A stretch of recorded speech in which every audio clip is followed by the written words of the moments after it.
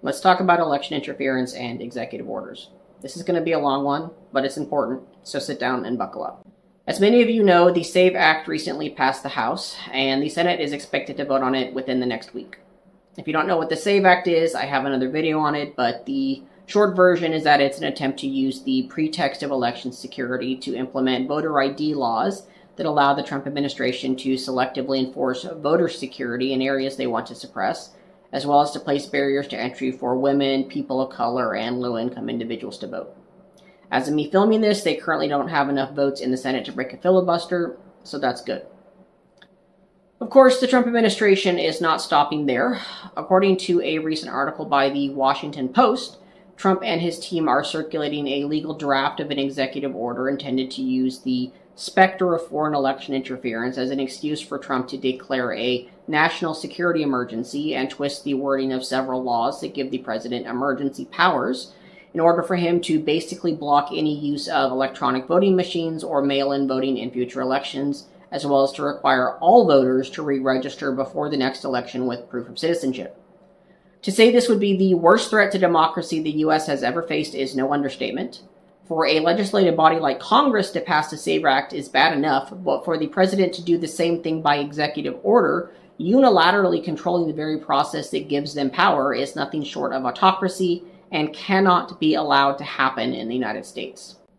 Now, we don't have the actual draft being circulated, but we do have some information on it from the Washington Post, as well as from one of Trump's lawyers who is behind the draft, Peter Ticktin, who shared a memo about it on Democracy Docket explaining part of the reasoning. Here's what we know. First, the draft cites at least 4 laws that give the president special powers during an emergency. The Defense Production Act of 1950, the National Emergencies Act of 1976, the Federal Information Security Modernization Act of 2014, and the International Emergency Economic Powers Act of 1977, which you may recall is the same act involved in the recent tariff strike down by the Supreme Court.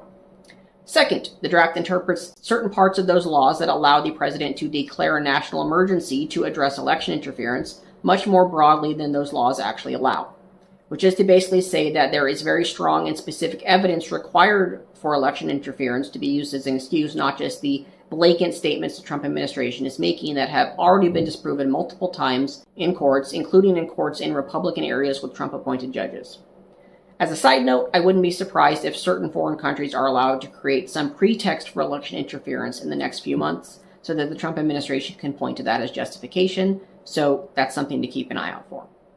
And third, the draft attempts to manipulate certain text in those laws which give the president the ability to seize or regulate certain foreign goods during an emergency as a pretext to seize or regulate the election apparatus, which is wholly owned and controlled by the United States. This is the crux of the whole draft, so, as Bernie says, let's be clear on the matter. Nothing in these laws gives the president anything remotely close to the ability to control elections. In fact, the text of at least one of the laws, the IEEPA, specifically excludes postal communications such as the mail-in ballots from things the president can regulate.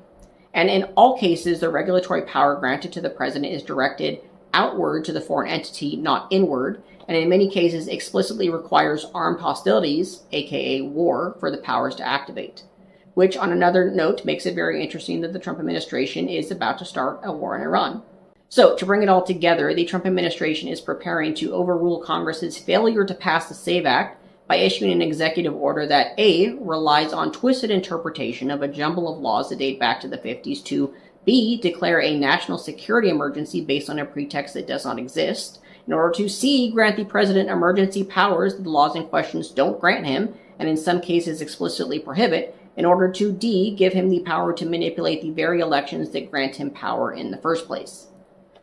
This is it, people. This is the culmination of 60 years of work by Republicans, starting with the fall of Nixon and ending with Trump, to weaken and destroy any semblance of democracy in the United States and to effectively reverse the civil rights and voting rights acts of the 1960s.